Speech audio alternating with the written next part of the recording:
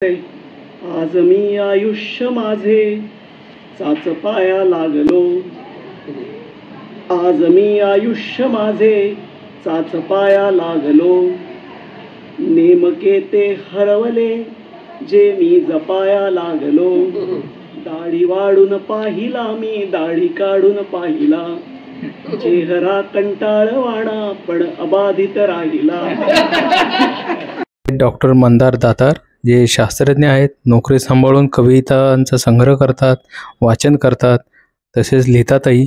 आज त्यांनी अशाच अनेक कविता ज्या कधी ऐकले नाहीत त्याचे वाचन सर्वांसमोर प्रस्तुत केले. नमस्कार आणि गुड इव्हनिंग सर्वांना. आपल्याकडे आज डॉक्टर मंदार दातार हे आलेले आहेत. ते वनस्पतीशास्त्रामधील तज्ज्ञ आहेत. त्यांच्याबरोबर आम्ही अनेक ठिकाणी गेलेलो आहे. आगरकर रिसर्च इन्स्टिट्यूटमध्ये ते सायंटिस्ट आहेत आणि त्यांना निसर्ग वाचनाची आवड आहे.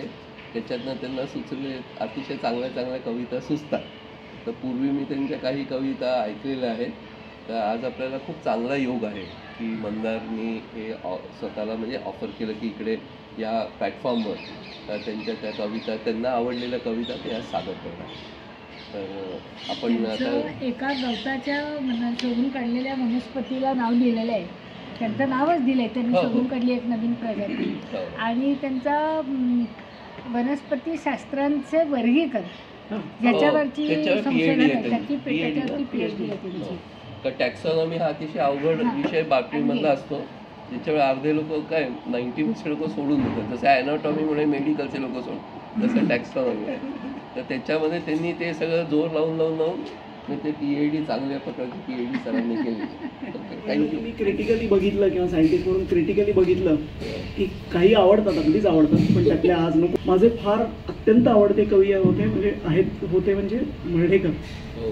आणि मर्ढेकरांचं काय त्यांनी म्हणजे आता मराठी कवितेची जी परंपरा बघितली, केशवसुतांच्या नंतर मला फारच आवडतात. कारण ते त्याच्या वेगळ्या पद्धतीने त्यांनी लिहिलं किंवा त्या काळात बालकवींचं होतं किंवा केशवसुतांचं स्वतःचं होतं.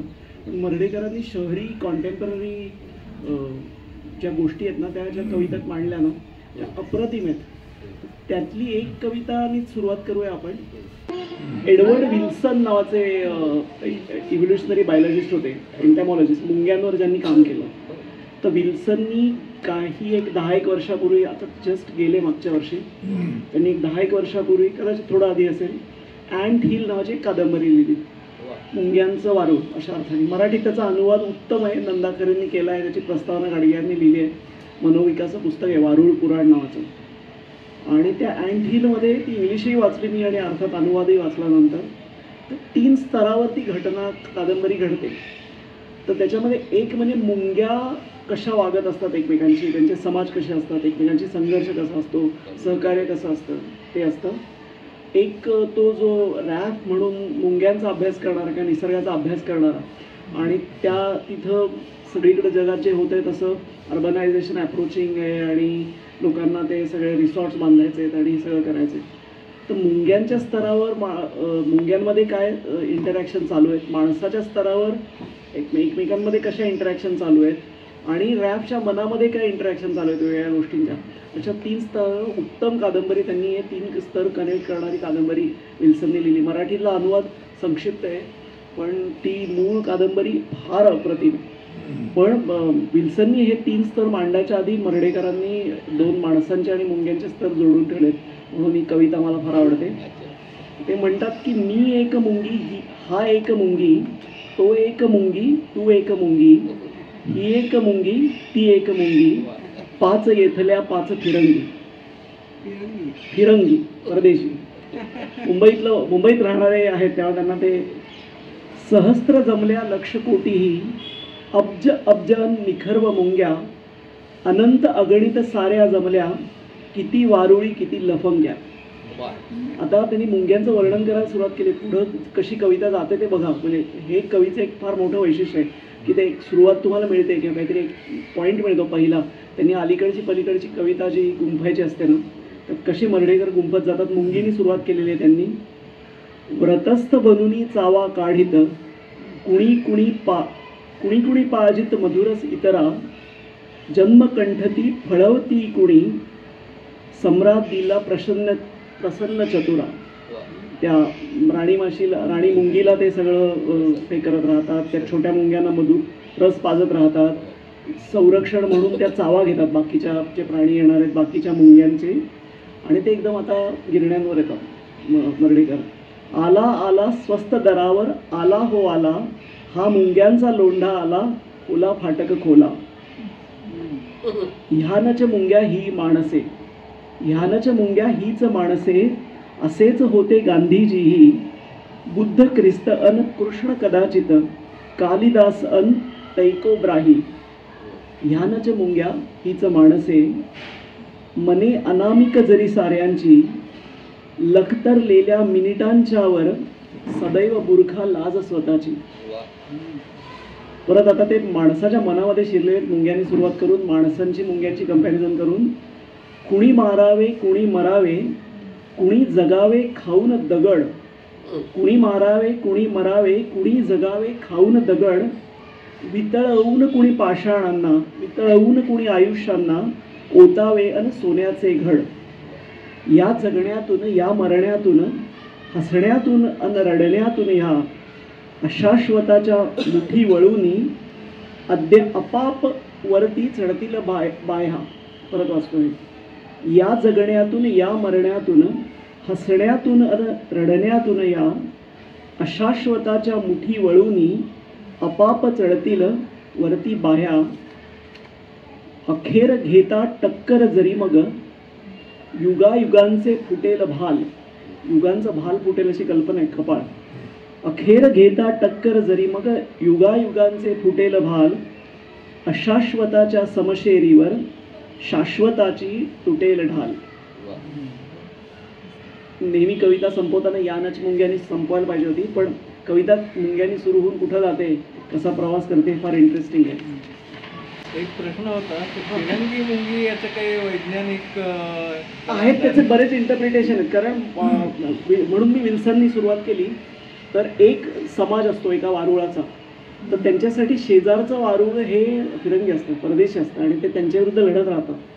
आणि विल्सननी कादंबरीत अशी कल्पना केली आहे की एक केमिकल बदल झाला आणि त्या भागातले सगळी जी वारुळ आहेत ना, त्याचा समाजाचा महासमाज झाला, की ते एकमेकांना आपलं परक रसायनांनी ओळखतात, केमिस्ट्रीची भाषा त्यांना कळते. हां, ही परकी. काही वेगळ्या कविता घेतल्या, त्यातली ही एक की माहितीच नसणार आहे कोणाला, याची मला खात्री आहे. भात वाढण्याआधी असं कवितेचं नाव आहे. भात वाढण्याआधी पंक्तीचं वर्णन आहे, पंक्तीत काय काय असतं ते. काय वाढले पानावरती, ऐकून घ्यावा थाट संप्रती. आता खायच्या पदार्थांची यादी आहे, तुम्हाला भूक लागली तर मी जबाबदार नाही. धवल लवण हे पुढे वाढले, मेतकूट हे पिवळे सजले, आले लोणचे बहुमुरलेले, लिंबू अगदी रसरसलेले, किसून आवळे मधुर केले, कृष्णा काठचे वांगे आणले, खमंग त्याचे भरीतच केले, निरनिराळे चटके नटले, चटण्यांचे बहु नवे मासले, चटण्यांचे बहु नवे मासले, संमेलनची त्याचे भरले, मिरची खोबरे तीसह ओले, तीळ भाजूनी त्यात वाटले, कवठ गुळाचे मिलन झाले, पंचामृत त्या जवळी आले, वास तयांचे हवेत विरले, वास तयांचे हवेत भरले, ऐकून अण्णा अधीर झाले. वास तयांचे हवेत भरले, ऐकून अण्णा अधीर झाले, भिजल्या डाळी नंतर आल्या, काही वाटल्या काही मोकळ्या. भिजल्या डाळी नंतर आल्या, काही वाटल्या काही मोकळ्या, काही वाटुनी सुरेख तळल्या, कोशिंबिरीच्या ओळी सजल्या, शुभ्र काकड्या होत्या किसल्या, कोशिंबिरीच्या ओळी सजल्या, शुभ्र काकड्या होत्या किसल्या, मुळा कोवळ्या मिरच्या ओल्या, केळी कापून चकत्या केल्या, चिरून पेरूच्या फोडी सजल्या, एक रूप त्या दह्यात झाल्या, भाज्या आल्या आळू घोसळी, भाज्या आल्या आळू घोसळी, रान कारली वांगी काळी, सुरण तोंडली आणि पडवळी, चुका चाकवत मेथी कवळी, चंदन बटवा भेंडी कोवळी, फणस कोवळा हिरवी केळी, काजूगरांची गोडी निराळी, दुधी भोपळा आणि रताळी, किती प्रकारे वेगवेगळी, वा वा. फेण्या पापड्या आणि सांडगे. अण्णा संपत नाही आहेत बरं का, त्या पंक्तीचं वर्णन मला जायला आवडलं असतं खरं. फेण्या पापड्या आणि सांडगे, कुणी आणुनी वाढी वेगे, गव्हल्या नकुल्या धवल मालत्या, खिरी तयांच्या शोभत होत्या, शेवयांच्या खिरी वाढल्या, आमट्यांनी मग वाट्या भरल्या, सार गोडसे रातंब्याचे, भरले प्याले मधुर कढीचे. बापरे. सार गोडसे रातंब्याचे, भरले प्याले मधुर कढीचे, कणीदार बहुतूप सुगंधी, कणीदार बहुतूप सुगंधी, भात वाढण्या थोडा अवधी. अरे वा वा वा. नाही, डोळ्यासमोरच येतं आपल्या सगळं की हे काय काय असं प्रत्येक आहे. caterer अभ्यास सगळं किती असेल. आम्ही त्याचा की म्हणजे डाळी हे ते कसं कसं वा. एवढे प्रकार आता कोणी तीळ, करणार खोबरं, नाही. मस्त. माहिती पण असते. पण हे नुसतं पंक्तीचं वर्णन करायला सुद्धा केवढी प्रतिभा त्यांची पुढे येते. आणि सूक्ष्म निरीक्षण. सूक्ष्म निरीक्षण अगदीच अगदीच. फक्त ही पंगत कुठली होती याचा मला जरा अभ्यास करायला आवडेल. संस्थानिकाच्या घरचे. संस्थानिकांच्या घरचे. खरंच पहिली नव्हती ऐकली. नाही मी काय होतं, मी आता एखादा कवी आवडला की वाचत जातो कविता. कधी कधी असं होतं की त्यांच्या पॉप्युलर कविता असतातच, माहितीच असतात सगळ्यांना. त्याच्या पलीकडे खूप काही काही दडलेलं असतं जे कदाचित लोकांना आवडू शकतं, मला आवडतं म्हणून. नाही, 2 वह्या आहेत या सगळ्या लिहिलेल्या आहेत मला आवडत्या कविता. ह्या कवितेचं नाव काय? भात वाढण्याआधी. बातवाडी. बोरकरांची मी पुढची कविता वाचतो आणि फार इंटरेस्टिंग कविता आहे. खूप लोकांनी ऋतूंची वर्णनं केली आहेत वेगळ्या कवितांमध्ये. खूप लोकांनी त्यांना आवडती जी कोण नायिका आहे त्या कवितेतली तिची वर्णनं केली आहेत. बोरकरांनी दोन्ही गोष्टी एकत्र करून लिहिलेली फार उत्तम कविता आहे. फुलवित चित्रे चैत्र, महिन्यांची मराठी महिने आहेत सगळे कविता. 12 ओळींमध्ये 12 महिने आहेत. फुलवित चित्रे चैत्र, तुझ्या अंगी झाला धुंद, वक्षी फळून वैशाख, उरी लोटी दाहगंध. फुलवित चित्रे चैत्र, तुझ्या अंगी झाला धुंद, वक्षी फळून वैशाख, उरी लोटी दाहगंध. सौम्य जाईची माधवी, भरी ज्येष्ठ तुझ्या गात्री. ज्येष्ठाची परिस्थिती आहे. सौम्य जाईची माधवी, भरी ज्येष्ठ तुझ्या गात्री, नेत्री आषाढ साठवी, ओल्या काजळाच्या रात्री. मुखी घालतो श्रावण, ऊन पावसाची जाळी. मुखी घालतो श्रावण, ऊन पावसाची जाळी, रोमरोमी भाद्रपद, ढाळी साळीची नव्हाळी. बोरकर गोव्यातले, त्यामुळे त्यांना तांदूळाशिवाय काही कुठली कविता पूर्ण करणं शक्य नाही. आणि नव्हाळी म्हणजे नवेपणा जो असतो ना, महानोरांनी खूप वेळा शब्द वापरला हा. तरी ओल्या तांदळाची नव्हाळी जी आहे ना ती वर्णन केलं. रोमरोमी भाद्रपद, ढाळी साळीची नव्हाळी, तुझ्या शब्दी अश्विनाच्या आकाशाचे चमत्कार. तुझ्या शब्दी अश्विनाच्या आकाशाचे चमत्कार, हाव भाव लकारात करी कार्तिक शृंगार. तुझ्या चालीत डौलाच्या मार्गशीर्षाची श्रीमंती. तुझ्या चालीत डौलाच्या मार्गशीर्षाची श्रीमंती, गूढ कांतीत पौषाच्या स्निग्ध चांदण्याची शांती. तुझ्या चालीत डौलाच्या मार्गशीर्षाची श्रीमंती, गोड कांतीत पौषाच्या स्निग्ध चांदण्याची शांती. तुझ्या स्पर्शात माघाचे मोहरले अंतरंग. तुझ्या स्पर्शात माघाचे मोहरले अंतरंग, आणि हर्षात फाल्गुन उधळतो संध्या रंग. तुझ्यामुळे 12 मास आलिंगतो एका क्षणी. तुझ्यामुळे 12 मास आलिंगतो एका क्षणी, साऱ्या सृष्टीचे लावण्य पितो ओठांच्या यवनी. फार अप्रतिम बोरकरांची कविता आहे.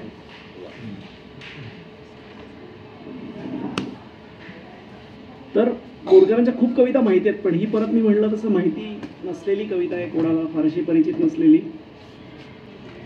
आता कुसुमाग्रजांची एक कविता आपण घेऊ. खुळ्या लोकांवर आहे कविता.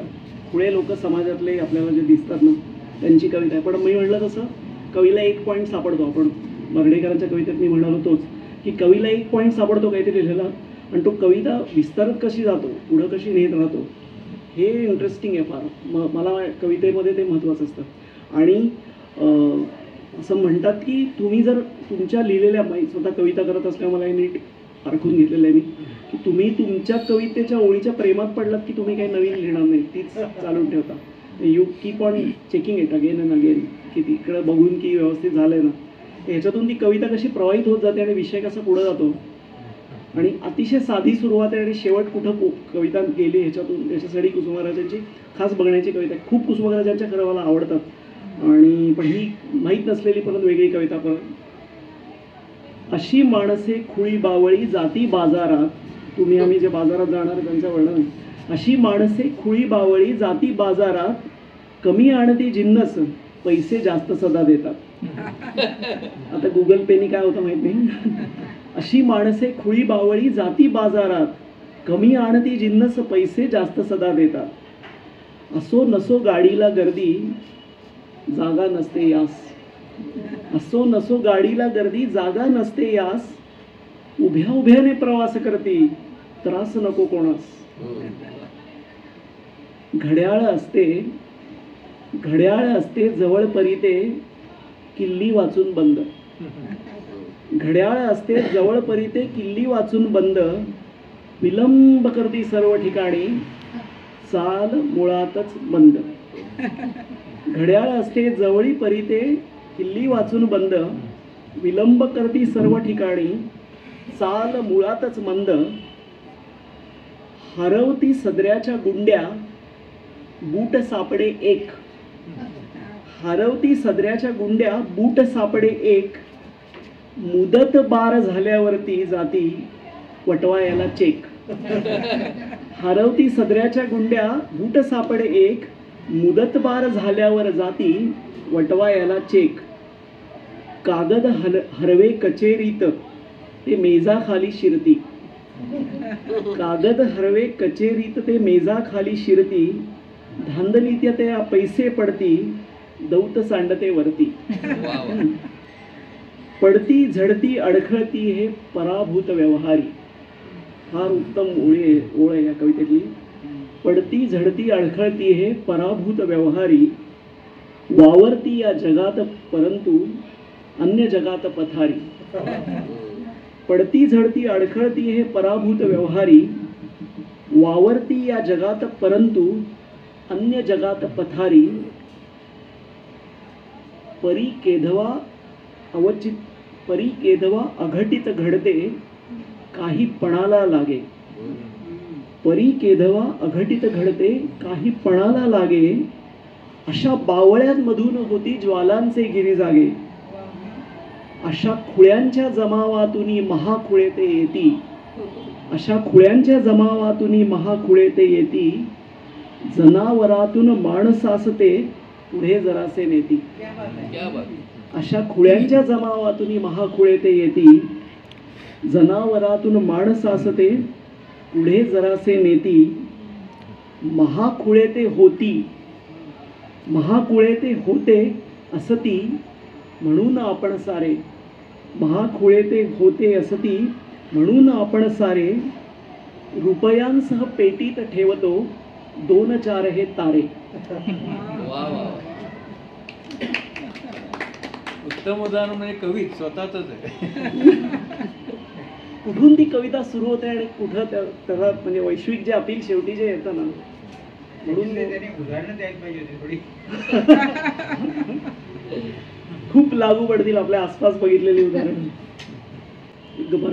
मराठी गझला बऱ्यापैकी वाचतो ऐकतो. भटांमुळे तर प्रभाव खूप आहे, पण भटांची मी घेतलेली नाही कविता आज, कारण त्यांच्या खूप पॉप्युलर आहेत. ही तशी प्रसिद्ध पण कळायला सोपी गझल म्हणून कविता आहे. इलाही जमादार म्हणून कवी आहेत मराठीतले, आणि ती कविता अशी आहे की आनंदकंद नावाचं वृत्त आहे मराठीतलं, खूप अगदी पॉप्युलर कवींनी वापरलं गेलेलं वृत्त आहे. म्हणजे उदाहरणार्थ, केव्हा तरी पहाटे उलटून रात्र गेली हे आनंदकंद आहे. ही वाट दूर जाते स्वप्नामधी लगावा, एका तळ्यात होते पिल्लू, हां ती जी बदके फुले सुरेख, हे सगळे आनंदकंद वृत्तातली कविता आहेत मुख्य. आणि गझलकारांचं तर फारच आवडतं वृत्त आहे. तर गझलचं स्ट्रक्चर सांगतो आणि मग तुम्हाला माहितीच असेल तरी परत सांगतो आणि आपण मग ही गझल कशी पुढं जाते हे बघूया. गझलेला या फॉर्मला फायदा काय होतो की प्रत्येक, आता या कवितेमध्ये कुसुमाराजांची आपण वाचली किंवा बोरकरांची वाचली, 2 ओळी सुट्ट्या करून घेता येत नाही, तुकडा म्हणून घेता येत नाही. गझली बरेचदा एका माळ असते मण्यांची की ज्याच्यामध्ये प्रत्येक मणी सुटा असतो, त्याला वेगळा अर्थ असतो. म्हणून गालिबचे शेर येता जाता आपण सांगतो का, कारण त्या 2 ओळी त्या कवितेतून वेगळ्या काढल्या तरी त्याला एक स्वतंत्र अर्थ आहे आणि तो स्टँड होतो. ती सेल्फ त्या 2 लाईन्स आर पोएम. गालिबचं येता जाता तुम्ही एखादी ओळ घेतली कुठली तर ते काय, निकलना खुल्द से आदम का सुनते आए थे लेकिन बहुत बेआबरू होके तेरे कुचे से हम निकले. ओळ घेतली तरी बाकी काय गझलेमध्ये लिहिलं याचा म्हणजे आपल्याला गरज नाही समजून घ्यायची. त्याला गझल म्हणतात. आणि गझलेचं आणखीन एक वैशिष्ट्य म्हणजे पहिली ओळ आणि दुसरी ओळ, तर मिसरा म्हणतो आपण. तर मिसरे पहिले 2 जे असतात ना त्याच्यामध्ये यमक असतं, एक यमक आणि एक अंत्ययमक असं बघ, काफिया आणि रदीफ. तो काफियामध्ये आपलं जे यमक असतं ते, आणि अंत्ययमक नेहमी ते कन्सिस्टंटली प्रत्येक शेराच्या दुसऱ्या ओळीत ते राहतं, पहिल्या ओळीत ते राहत नाही. पहिली ओळ काही तुम्ही एंड करू शकता, दुसऱ्या ओळीत ते राहतं.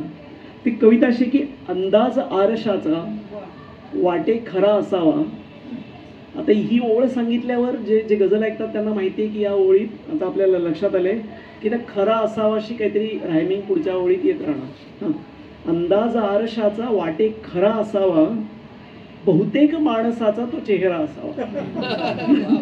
2 ओळीतच त्यांनी अर्थ सांगून टाकलाय की सिमिलर गुलजारांनी आहे ना, गुलजारांच्याच 2 ओळी आहेत. गझल परत शेर आहे का गझलेमधला म्हणून पूर्ण अर्थ आहे त्याला. आईना देख कर तसल्ली हुई, आईना देख कर तसल्ली हुई, हमको इस घर में जानता है कोई. तसं अंदाज आरशाचा वाटे खरा असावा, बहुतेक माणसाचा तो चेहरा असावा.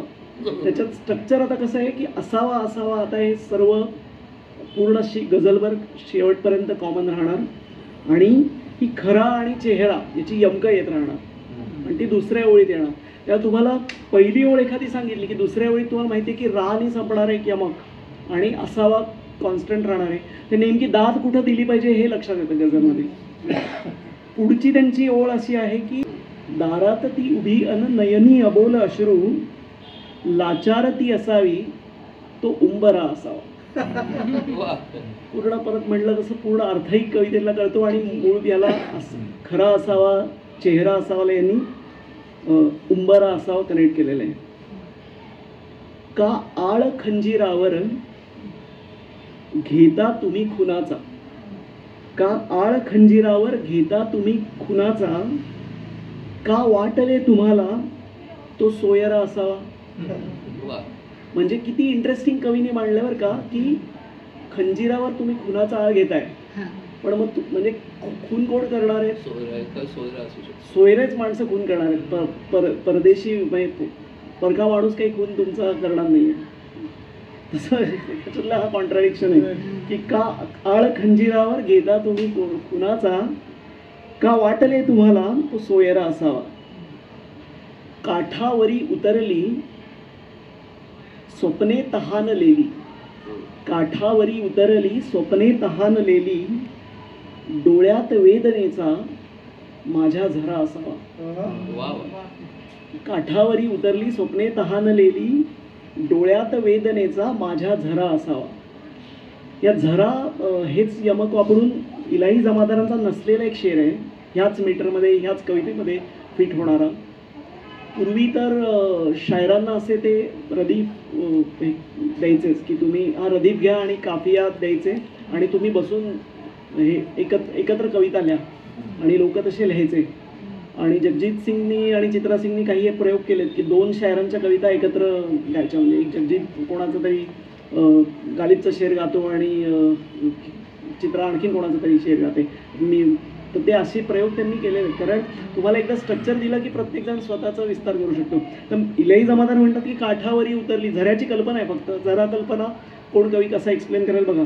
काठावरी उतरली स्वप्ने तहानलेली, डोळ्यात वेदनेचा माझ्या झरा असावा. आणखीन एका कवीने झराच कल्पना विस्तारून कसं लिहिले, इतके लगेच त्यांना येते कसे रडाया, इतके लगेच त्यांना येते कसे रडाया, डोळ्यात एक त्यांच्या हुकमी झरा असावा. जमादारांची नाहीये पण फार इंटरेस्टिंग. आणखीनही कोणीतरी लिहिलेला शेर आहे ह्याच्यामध्ये की माझ्यान चेहऱ्यावर बघ डाग कोणताही, माझ्यान चेहऱ्यावर बघ डाग कोणताही, काचेवरीच म्हणजे आरसा, माझ्यान चेहऱ्यावर बघ डाग कोणताही, काचेवरीच बहुधा थोडा चरा असावा. ते आता जमादारांचे पुढचे, इलाही जमादारांचे पुढचे शेर आहेत. भेटून वादळाला इतके विचार आता, की वादळाला भेटून विचार, भेटून वादळाला इतके विचार आता, शाबूत एवढाही का कोपरा असावा. सगळंच घेऊन जायला होतं ना, उद्ध्वस्त करायला. नाही अखेर कळले, नाही अखेर कळले नौका कशी बुडाली, नाही अखेर कळले नौका कशी बुडाली, भयभीत काठ सांगे, भयभीत काठ सांगे तू भोवरा असावा. शेवटचे खूप 2 इंटरेस्टिंग शेर आहेत आणि हा त्यांचा या कवितेतला सगळ्यात हायलाइटिंग शेर, काबिले तारीफ शेर असं म्हणतात त्याला.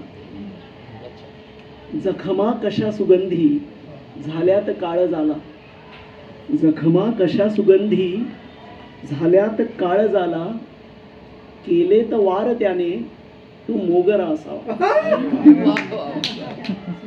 आणि शेवटचा शेर आहे ज्याच्यामध्ये कवीचं नाव येतं, त्याला मक्ता असं म्हणतात. आपण मक्ता घेतलाय का मराठीत जे म्हणतो ना, शेरात कवीचं नाव, शायराचं नाव आल्यामुळे त्याला त्या गजल्या शेराला मक्ता म्हणतात. तुम्ही गझल ऐकत असाल तर ते सांगतात की मक्ता हा पेशे खिदमत आहे वगैरे. तर मक्ता याचा असा आहे की माथ्यावरी नभाचे ओझे सदा इलाही, माथ्यावरी नभाचे ओझे सदा इलाही, दाही दिशा कशाच्या तो पिंजरा असावा. तशी एक गझल म्हणलं आपण घेऊया. पाणी मिळेल ना, त्याच्या आधी ते 2 शेर घेतात. फार इंटरेस्टिंग आहे हे. भीमराव पांचाळेंनी गायलेलं आणि त्यांच्या आवाजातलं यूट्यूबला आणि सगळ्या कार्यक्रमात उपलब्ध आहे. याच वृत्तामधल्या त्या 2 ओळी आहेत आणि माणसांविषयी आहेत.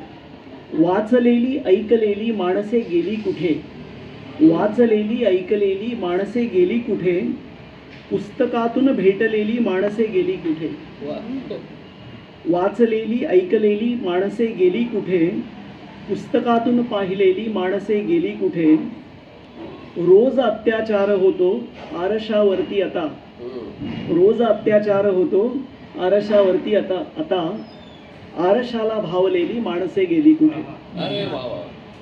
पहाटेवालं, अंधार फार झाला येऊन जा सखे तू, हे फ्रेज मी वापरले, ऑलरेडी वापरलेली अंधार फार झाला फ्रेज आहे. अंधार फार झाला हातात हात ठेवा, फ्रेज घेतली. अंधार फार झाला येऊन जा सखे तू, थोडी तुझी प्रभागे देऊन जा सखे तू. अजूनही अशाश्वताचा गझल आहे त्यामुळे ते सखे तू येत राहणार आहे. अजूनही अशाश्वताचा वेढान सैल झाला, अजूनही अशाश्वताचा वेढान सैल झाला, रणचेतना नव्याने फुलवून जा सखे तू. पाखंड तेच कर्मी चर्या जरी नवीही, पाखंड तेच कर्मी चर्या जरी नवीही, साऱ्या जुन्या प्रतिज्ञा स्मरवून जा सखे तू. तो ग्रीष्म दाहताना ही ओल खोल जाते, तो ग्रीष्म दाहताना ही ओल खोल जाते, वैकल्य घे घनांचे बरसून जा सखे तू. थोडी तुझी प्रभागे देऊन जा सखे तू. दोन आपण सिरियस कवी नंतर जरा वेगळी कविता घेऊ. म्हणून ॲडव्होकेट कवी आहे. SSCचं परीक्षा सुरू झाल्यामुळे ही कविता मला आठवली. म्हणलं आता ही म्हणूच आपण. काल मी वही बघत असताना मला आठवली. फार इंटरेस्टिंग कविता आहे. लोक शेतकरी का होतात त्याचं कारण सांगणारी कविता आहे. SSCचं मी बसलो होतो प्रथम परीक्षेचं. SSCचं मी बसलो होतो प्रथम परीक्षेचं. एकाग्र चित्ते पेपर सोडवा आदेश उपदेश. SSCचं मी बसलो होतो प्रथम परीक्षेचं. एकाग्र चित्ते प्रश्न सोडवा आदेश उपदेश. पेपर पहिला घंटा पहिली क्षण औत्सुक्याचा. पेपर पहिला घंटा पहिली क्षण औत्सुक्याचा. माझ्या पुढती नंबर होता शुभदा जोशीचा. पेपर पहिला घंटा पहिली क्षण औत्सुक्याचा. माझ्या पुढती नंबर होता शुभदा जोशीचा. मानेला ती देऊन हिसका नकळत सवयीने. मानेला ती देऊन हिसका नकळत सवयीने. लिहू लागली पेपरामध्ये पानावर पाने. मऊ केशमी मोहक काळा शेपट्याचा भार. मऊ रेशमी मोहक काळा शेपट्याचा भार. तिचा तत्क्षणी येऊन पडला माझ्या बाकावर. मऊ रेशमी मोहक काळा शेपट्याचा भार. तिचा तत्क्षणी येऊन पडला माझ्या बाकावर. 3 तास एक चित्त मी तिच्या शेपट्यात. 3 तास एक चित्त मी तिच्या शेपट्यात. एकही ओळ लिहिली नाही मी उभ्या पेपरात. शेवटची ती घंटा झाली आलो भानावर. शेवटची ती घंटा झाली आलो भानावर. कळले आता जगणे आम्हा गावी खेड्यावर. शेवटची ती घंटा झाली आलो भानावर. कळले आता जगणे आम्हा गावी खेड्यावर. केसांनी त्या गळा कापला अलगद की माझा. केसांनी त्या गळा कापला अलगद की माझा. परी बैलांच्या पिळून शेपट्या जगतो हा राजा. केसांनी त्या गळा कापला अलगद की माझा. पिळून शेपट्या बैलांच्या जगतो हा राजा. शेतीवरती मोटेवरती माझी उपजीविका. शेतीवरती मोटेवरती माझी उपजीविका. शिक्षणास मी पुरा पारखा शुभदा प्राध्यापिका.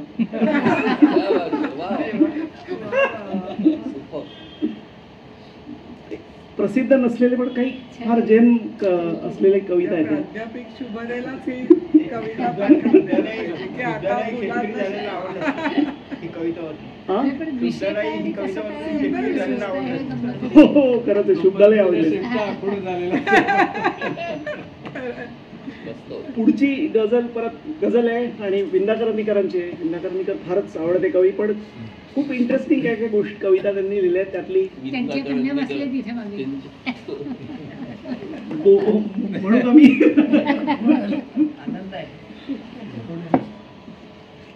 साठीची गझल म्हणतो. सारे तिचेच होते सारे तिच्याच साठी. आपण बघितलं शुभदा जोशींवर लिहिलेली कविता तसाच मॅटर आहे हा.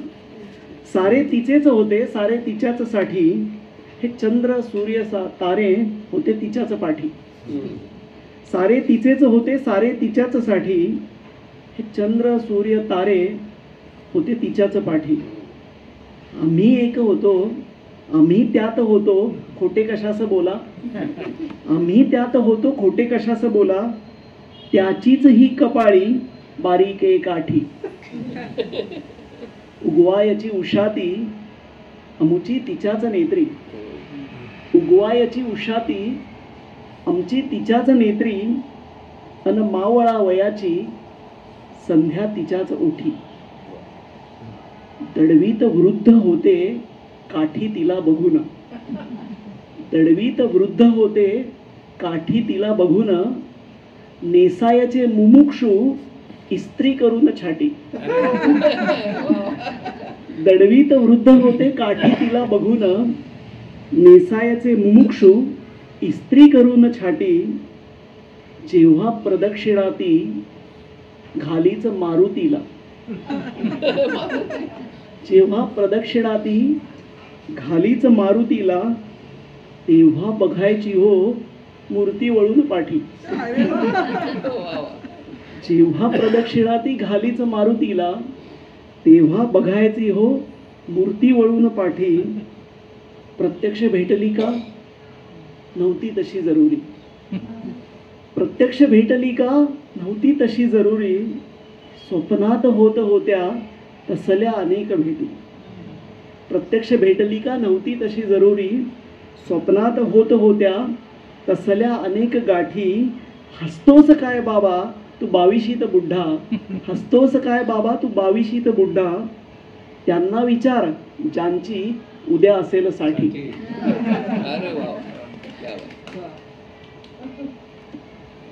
आणि आपण आता शेवटची कविता घेऊया.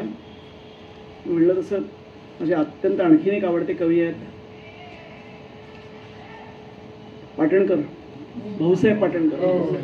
आणि त्यांचं जिंदादिल म्हणजे इतक्या वेळा वाचलंय तरी त्याच्यात म्हणजे ते भाऊसाहेबांबद्दल सांगायचं की ते शिकारी होते, वकील, व्यवसायाने वकील होते, वेदांताचा अभ्यास होता. आणि ही कॉम्बिनेशन आहे ना याची सगळी, शिकार करणारे, वकील असणारे कोर्टामध्ये, वेदांताचा अभ्यास करणारे आणि मराठीत पहिल्यांदा शायरी लिहिणारे. त्यांच्या कवितेतून काय अपेक्षित असेल तर हे सगळं आपली संस्कृती सांगते, वेदांत सांगतो, तोच त्यांनी एका कवितेत फार उत्तम मांडलेला आहे. त्यांचं ते जिंदादिली पुस्तकच आहे. त्यातली हा जो पीस आहे तो मला फार आवडतो आणि त्यांनी आपण थांबवूया. रेल्वेवरची कविता आहे त्यांची.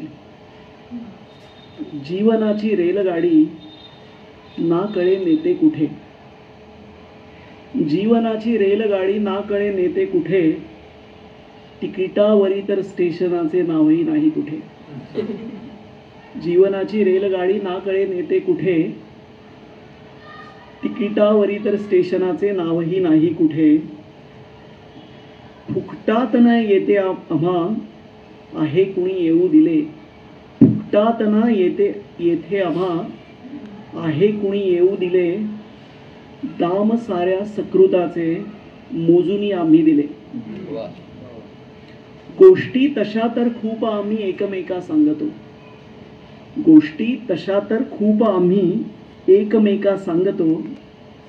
जायचे कोणा कुठे कोणी कुणाला सांगतो. गोष्टी तशा तर खूप आम्ही एकमेका सांगतो. जायचे कोणा कुठे कोणी कुणाला सांगतो. आहे कुणी टीसी परी हे ना कुणा समजायचे. एकटा तो फक्त जाणे कोणी कुठे उतरायचे. आहे कुणी टीसी परी हे ना कुणा समजायचे. एकटा तो फक्त जाणे कोणी कुठे उतरायचे. फेकतो वाटेल त्याला उचलुनी खिडकीतुनी. फेकतो वाटेल त्याला उचलुनी खिडकीतुनी. सांगती की खूप त्याची सवयही आहे जुनी. फेकण्या मजला जरा तो, कशी कविता पुढे होते बघा. फेकण्या मजला जरा तो सरसावला थोडा पुढे. फेकण्या मजला जरा तो सरसावला थोडा पुढे. देहात्मतेचा कोट नुसता मी फेकिला त्याच्या पुढे. फेकण्या मजला जरा तो सरसावला थोडा पुढे. देहात्मतेचा कोट नुसता मी फेकिला त्याच्या पुढे. उचलुनी तो कोट त्याने फेकला खिडकीतुनी. उचलुनी तो कोट त्याने फेकला खिडकीतुनी. केला मला अदाब अन अदृश्य झाला लाजुनी. रेल ही अदृश्य झाली. रेल ही अदृश्य झाली. काही असेही वाचले. तिकिटावरी मी शब्द आता निर्वाण ऐसे वाचले.